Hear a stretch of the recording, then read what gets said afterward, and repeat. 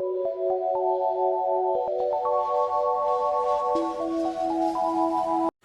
guys! So for today's video, maglalaro tayo nitong Roblox.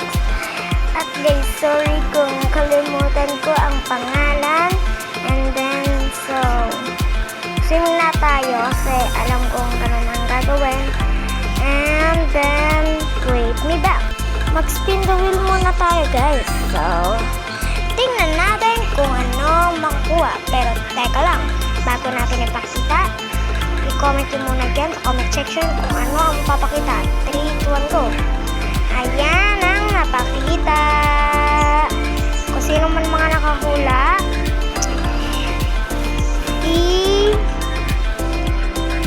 hindi ko alam. Basta, comment nyo ha. Tsaka, salamat sa mga nanonood. Thank you talaga. Tingnan nyo mukha ko.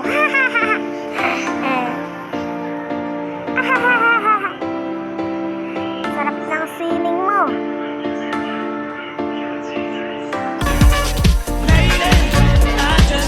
So, ang banlag ni SpongeBob no guys, hindi sa inyo nakatingin. Pero, ika-crop ko muna to para mas mabilis ang pagpunta sa 3K, okay? Kaya feeling ko parang hindi tayo makakapunta dun eh. Guys, ang bad news is nakat click na to. So, hindi na tayo ng gamit para mas bumilis tayo. Guys, mag-comment din kayo kung mag-day in a life ako sa Berry Avenue. Pero hindi kinaya yung pera natin guys. So, mag-swimming muna tayo. Papuntang 3K. And yan, mabilis na tayo guys. Mabilis na natin, Miguel.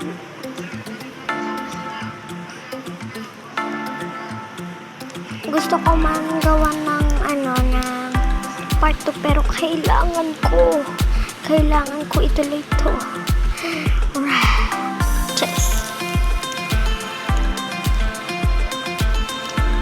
Pagkatapos na ito, gagawa tayo ng part 2.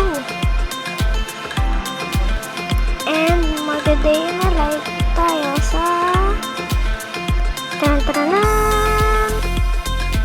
Yes, mag-day in live tayo sa Berry Avenue.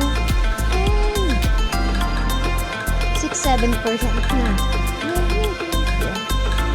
Where I hold it.